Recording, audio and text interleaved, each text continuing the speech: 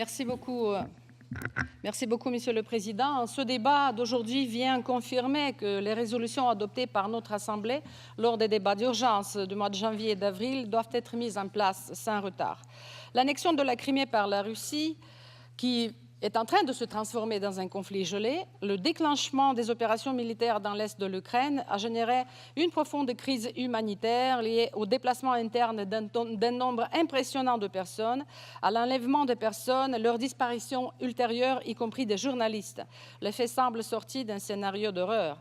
La conséquence politique de cette crise est le fait que les autorités ukrainiennes ainsi que les institutions internationales n'ont pas défini de point de vue politique ce conflit. Si c'est une opération antiterroriste, elle doit être assumée par la police. Alors pourquoi il y a des tanks russes dans les rues?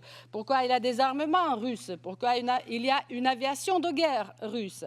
Et si c'est une guerre, pourquoi on hésite à le dire à haute voix, une guerre avec la participation de la Russie? Et pourquoi nous n'avons pas d'attitude, notre Assemblée, d'autres institutions internationales? Cette attitude doit être conforme à la définition du conflit. L'incertitude dans la définition de ce conflit mène à la confusion pour le bon fonctionnement des ONG dans le domaine des droits de l'homme. Ces ONG ont besoin d'aide concertée de la part du Conseil de l'Europe et de notre Assemblée. Les citoyens ukrainiens doivent savoir très précisément quels sont leurs droits et leurs libertés, où s'arrêtent leurs droits dans les conditions de la crise actuelle. Comment gérer leur impuissance devant l'acharnement des terroristes séparatistes qui, semble-t-il, ne veulent pas entendre raison. Les conséquences humanitaires sont désastreuses. Plusieurs collègues ont mentionné cela dans leur discours. Jamais nous n'aurions pu croire qu'un conflit pareil puisse être déclenché au sein de l'Europe de l'Est.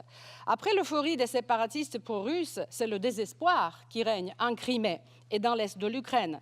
Problème avec les denrées alimentaires, avec l'assistance médicale, avec la scolarisation, sans parler de la sécurité des citoyens de ces zones sécessionnistes.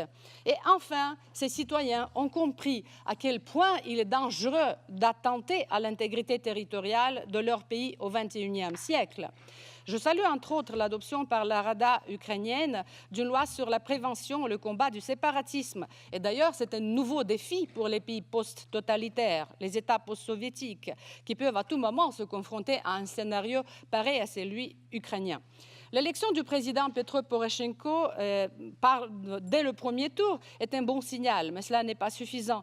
Nous saluons son plan de paix, l'appel au cessez-feu, car l'arrêt immédiat des opérations militaires est un but en soi. Il faut se concentrer à faire revenir la paix pour pouvoir lancer un dialogue entre les parties en conflit, même si ce dialogue n'est pas possible selon les témoignages de certains ONG et des autorités ukrainiennes. Notre Assemblée doit contribuer à mettre en place un format de dialogue entre les parties en conflit. Pourquoi ne pas penser à un groupe de parlementaires négociateurs de la part de l'Assemblée? Avec l'entraînement de la commission de suivi, nous avons élu le nouveau secrétaire général du Conseil de l'Europe. C'est aussi à lui de s'intéresser de plus près des conséquences de la crise en Ukraine. Le Conseil de l'Europe et l'Assemblée parlementaire du Conseil de l'Europe doivent être au centre de la médiation, car c'est à nous, par essence, de contribuer à la restauration du climat normal en Ukraine, propice à la bonne fonction de l'État de droit, du respect des droits de l'homme et du fonctionnement des institutions démocratiques. Je vous remercie.